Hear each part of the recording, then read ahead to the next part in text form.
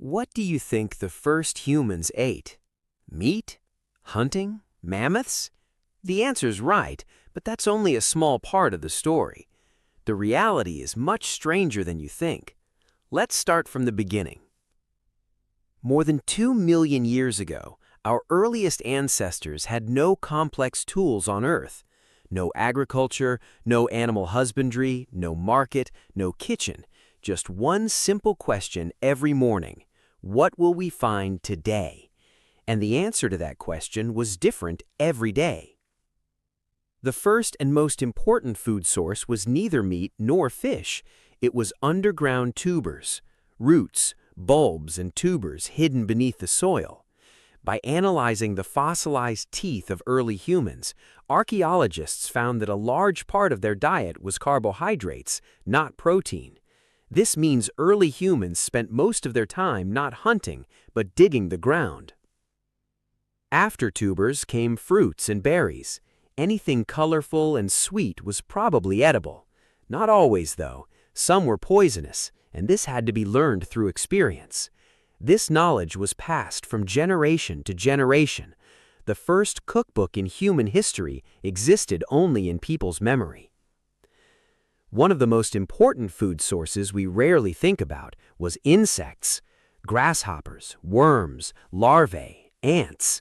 It might seem strange today, but insects are one of the richest sources of protein on Earth. And for early humans, finding them was much easier than hunting a wild boar. Honey also played a special role. Archaeological evidence shows that early humans climbed tall trees and got stung to reach beehives, but they didn't give up. Honey is the richest source of quick energy in nature. For a body that walked kilometers every day, honey was like fuel. And then hunting, but not the way you imagine. Hunting large animals, like deer, wild cattle, or horses, was a rare and dangerous event, not a daily task. Very often, instead of hunting directly, early humans used the carcasses of animals killed by lions or hyenas. This is called opportunistic scavenging, and there was no shame in it. Every calorie found was valuable. But all of this relates to a time when fire was not yet in human hands, a time when everything was eaten raw. Raw meat, raw tubers, live insects. The human body had to spend a lot of energy digesting these foods, and that meant the brain had less energy. Then everything changed. About 1 million years ago, not today, not yesterday, our ancestors learned to control fire for the first time. And this was a food revolution that changed everything. Richard Wrangham, the famous Harvard anthropologist, has an interesting theory. He says cooking food is what made us human. The reason is that when food is cooked, the calories the body can extract from it become much greater. The body no longer needed to spend all its energy on digestion. This extra energy went to one specific place, the brain, and the brain started to grow. With cooking, foods that were previously inedible became edible. Grains, legumes, tough roots.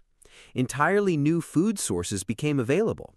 And this meant early humans could, for the first time, stay in one region and wander less. But another thing happened with cooking that gets less attention. Sitting around the fire and eating together was the first form of the shared meal. These moments strengthened social bonds. Language became richer.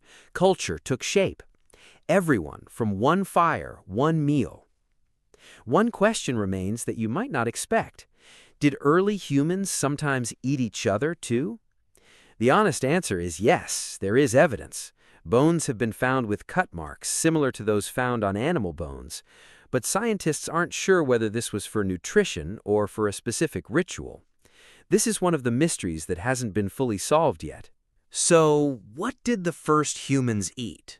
Whatever they could find. Tubers, fruit, insects, honey, carcasses, and sometimes hunted game.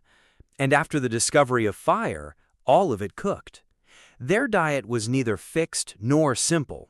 Every season, every region, every group was different.